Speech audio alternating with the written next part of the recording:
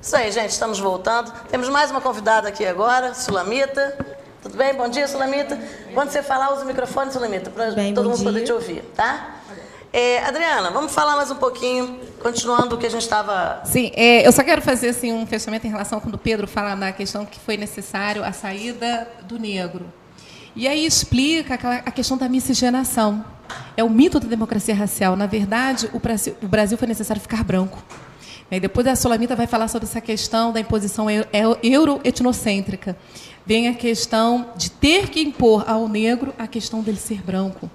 E aí justifica a nossa certidão de nascimento chamado pardo.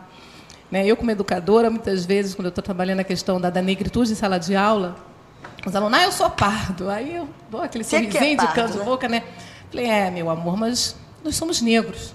Na verdade, foi um processo do sistema para tentar amenizar a questão que o Brasil era um país negro. Então, vem a questão do pardo na certidão do nascimento. O pardo é o mulato que é o negro.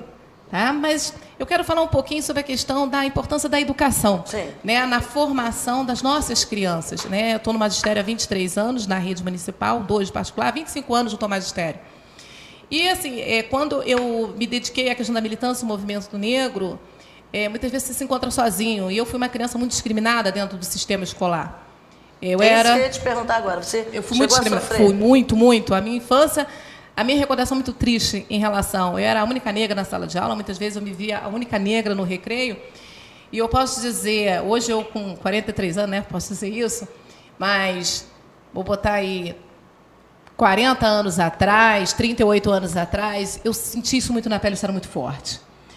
Eu não tinha com quem falar, e muitas vezes você acaba aceitando aquela questão que é as questões pejorativas em relação ao negro. Você interioriza isso, né? E você acaba aceitando que é assim mesmo.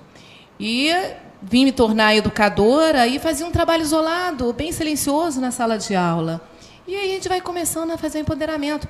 Mas antes de eu chegar nessa sala de aula e começar esse meu empoderamento, eu tive um grande mestre no ensino médio, José Ribeiro Assis. Ele me mostrou que era possível vencer. Ele mostrou que a Adriana tinha um grande potencial que estava adormecido. Eu fui ler Martin Luther King, e ali me empoderou. E aí eu comecei a ver que era possível eu transformar a minha realidade e a realidade dos meus. E eu hoje, como educadora, e junto à militância negra, que isso me torna cada vez mais forte como pessoa, não querer me engrandecer, muitas vezes acho a Adriana impetuosa. Não. Eu quero que os meus não venham sofrer o que eu sofri dentro da educação. Que isso tenha um fim, né? Que tenha um fim. E que, assim, eu vejo que meu filho, talvez... não venha ter uma liberdade, mas os meus netos terão, porque eu vejo que está cada vez mais forte. Se hoje nós temos a Lei 10.639, foi porque o movimento negro fez acontecer. Essa questão da Lei 10.639 não começou de cima para baixo, mas foi de baixo para cima, uma imposição do movimento negro. E hoje, quando eu estou junto ao movimento negro, eu me sinto mais forte e vejo que eu sinto que as mulheres ao meu redor, as crianças ao meu redor se sintam mais fortes. Eu fico muito feliz quando uma criança chega perto de mim e fala assim, eu quero fazer parte do movimento Beleza Negra. Eu hoje, como presidente do movimento Beleza Negra, até o nome foi por uma questão de enfrentamento, porque o negro nunca foi visto como belo. E quando eu decidi, em 2013, a questão do nome Movimento Beleza Negra foi para a questão de enfrentamento social mesmo, mostrar que o negro é belo. Porque as crianças, quando eu iniciei meu trabalho em relação a desfiles de moda, eu me lembro da dificuldade de uma criança em querer fazer parte desse movimento. Ela queria, mas ela tinha medo dos outros rirem dela. Vergonha. Ela esperava todos saírem para me pedir uma folha para preencher e fazer parte desse grupo. O primeiro movimento que eu fiz, teve mais ou menos uns 30 jovens. O segundo, já veio jovens até de Pedro do Rio, no outro ano, deu mais ou menos, já aumentou para 60. E o último eu tive um evento com 2.000 pessoas. E é onde eu chorei muito ao subir num palco, quando você vê um clube que, posso dizer, 40 anos atrás, era muito racista.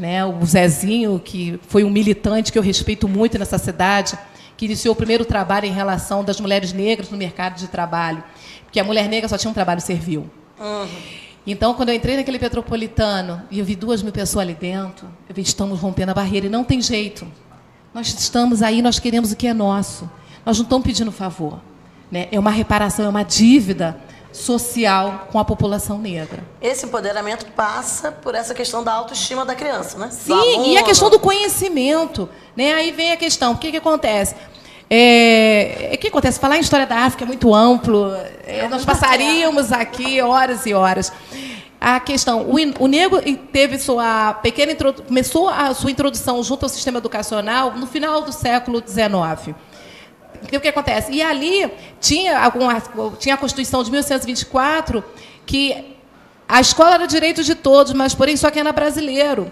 E os nossos negros não eram brasileiros, então eles não tinham acesso. E nem os que nasciam aqui e nem eram considerados também, né? Vai tendo modificações nas leis e tinha que ter a questão de bens. Os nossos negros não tinham bens, eles tinham um trabalho servil, né? Foi dada a questão da liberdade, mas ele continuava no trabalho servil, ele não tinha bens. Então, hoje você vê, hoje a questão ainda do negro na questão da educação é ainda uma luta muito grande. O maior número de evasão que nós temos é da população negra. Esses dados não são de achismo, são dados computados. E esses dados eles têm que ser apresentados. É necessário, Rose, assim, você como membro, né, da questão da educação, temos a questão de seminários e fóruns voltados à africanidade. Não temos mais como fugir. Na rede pública, nós sabemos, se você for ver o sistema público, a maior parte dos nossos alunos são negros. Ele tem direito de conhecer a sua história. Sim, ser valorizado. E eles têm sede. Quando nós começamos a tratar a questão da negritude, no início eu sinto que eles vão descendo na cadeira, mas quando você começa a falar da valorização do negro, nossa, os olhinhos dos nossos alunos brilham, ele levanta o dedo, ele quer falar, ele tem sede de conhecimento. E aí vem o empoderamento do negro. Né? Então, é necessário trabalharmos a questão da africanidade dentro da sala de aula, claro, e com profissionais capacitados. Sim, é aquela questão, né? Assim como o HGTP, gente que tenha conhecimento, né, gente? Sim, porque tem que ter formação. Essa história de que qualquer um pode chegar na escola e fazer qualquer coisa tem que acabar. Né? A escola não é uma casa de ninguém. A escola tem que ter princípios, as pessoas têm que ter conhecimento do que falam, né? Estudo. Acho que o que tem que nortear a escola é a questão do estudo. E nós temos materiais maravilhosos. Eu tenho uma sede de conhecimento muito grande relacionado à africanidade. E isso é uma coisa que vai aguçando. Tive na Bienal, tive com uma escritora maravilhosa chamada Clarissa Lima, a publicação do Cor da Pele. E eu fiquei pensando assim, gente, eu nunca tinha parado para pensar. E quantas vezes na educação infantil a criança pede cor de pele e é dado a essa criança o lápis rosado. E a criança negra que ele quer pintar não é dado a ele. Até em brinquedo, né? Até um tempo atrás você não tinha bonecas Barbie negra, boneca não tínhamos. Negra. E como é que fica essa identificação? Né? Olha, eu teria que falar muito, né? Só vou simbolizar algumas questões. A questão das princesas negras, das rainhas negras. A criança ela quer ser, muitas vezes, a rainha, a princesa, e muitas vezes ela não é escolhida. Né? E essas questões têm que ser rompidas. Né? As nossas crianças ela têm o direito de ter essa participação. Essa questão, isso já levanta até um assunto que a gente discutiu aqui um dia, porque eu detesto, me dá até arrepio essa história de princesa e rainha na escola. Porque a criança que vende mais é que é a rainha. O que é isso, gente? Né? A gente leva as crianças para um consumismo, uma coisa louca. Para quê? Para comprar torneira para a escola, para comprar coisas que o governo deveria estar colocando dentro da escola e não as crianças pagando por isso. Né? Todas as crianças na escola são princesas, todas são rainhas, sejam elas gordinhas, magrinhas, brancas, negras, azuis, o que for. Né? A gente começa essa discriminação e passa sempre pela questão social. Né? E aí, como a gente colocou no primeiro bloco, o negro já vem em desvantagem há muito tempo. Né? Então, para chegar a reparar isso tudo, precisaria de uma medida muito mais contundente. Sim. Né? Porque quando você fala em evasão, as nossas crianças saem da escola para o mercado de trabalho. Sim. E como elas saem? Despreparadas. Vão para o mercado de trabalho já em desvantagem também. Né? Então, acabam pegando o subemprego e a coisa vai se repetindo, né? E a gente não consegue dar um basta nessa situação. Aqui tem outra questão, né? É chamada do racismo velado. É chamado do racismo velado. Né? Isso é muito forte, o racismo institucional. Nós que trabalhamos no movimento negro, a gente já consegue perceber isso muito bem. Muitas vezes a criança não consegue perceber. Então, são questões que têm que ser trabalhadas. Tá? Eu vou parar por aqui, senão vou ocupar muito espaço. Fala, Sulamita. Bom dia a todos. Me chamo Sulamita, sou graduanda de Educação Física, amiga da Adriana, e eu vou falar um pouco sobre a transição capilar, tá? Que consiste em sair da química e assumir o cabelo crespo. O que acontece?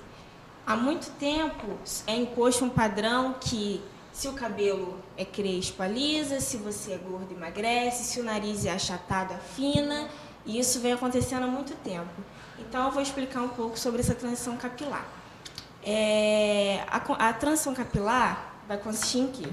Você tomar uma decisão em assumir o seu cabelo crespo, tá? É uma decisão difícil, porque mexe com a sua autoestima, você vai passar na rua, as pessoas vão te criticar, uns vão elogiar a sua atitude, outros vão discriminar a sua atitude, porque também tem a questão de você estar com duas texturas no cabelo, a ponta lisa, a raiz crespa, até chegar o momento que você corta. Você corta o seu cabelo e você assume o seu cabelo natural perante a sociedade, e também é uma forma de afronta. Passa da questão do cabelo e vai muito além disso. É interessante ela falar isso. Eu fui questionada num documentário. Eu achei muito interessante. Fosse curto, sabe? Rápido, mas bem rápido. E aí eu estava fazendo o documentário, um jovem falou assim, mas o seu cabelo? Eu falei, meu amor, eu tenho 43 anos, eu tinha 5 anos de idade, quando minha mãe sentava na mesa, me sentava na mesa e passava o Enê. Era da época do Enê, eu ficava com um jornal na cabeça, um saco plástico, uma criança de 5 anos sentada, e a minha mãe falava assim, tu tem que ficar bonita. Então, a bonita estava nisso. Aí tu imagina anos você com isso. Ouvindo isso. Aí eu falei, agora, né, eu venho com essa questão de querer voltar, aí eu chego no salão e falo assim, nós vamos ter que levar um tempo para tirar isso tudo. Cortar tudo e vamos ter que levar um tempo. Aí você fala, gente, eu levei tanto tempo sentado naquela cadeira, né? Com aqueles plásticos na cabeça, não podia sair. Depois ainda botava uns bobs ainda. Eu me lembro disso, não podia sair. Para parecer com o padrão. E parecer com o padrão, que era um posto. Eu usei muito Enê, eu tô com 50 anos. E eu também recebi a mesma pergunta. Por que você alisa o seu cabelo assim? Mas foi imposto pra gente, foi período de branqueamento daquele momento, né? E a minha mãe, né? Ou seja, ela tinha que atender aquele padrão da sociedade. Então eu ficava sentadinha ali, pequenininha, com aquele negócio com os bobs gigantes, né? Sentada na casa, eu ficar bonitinha. Gente, vamos fazer mais um intervalo e já voltamos. Eu já tentei.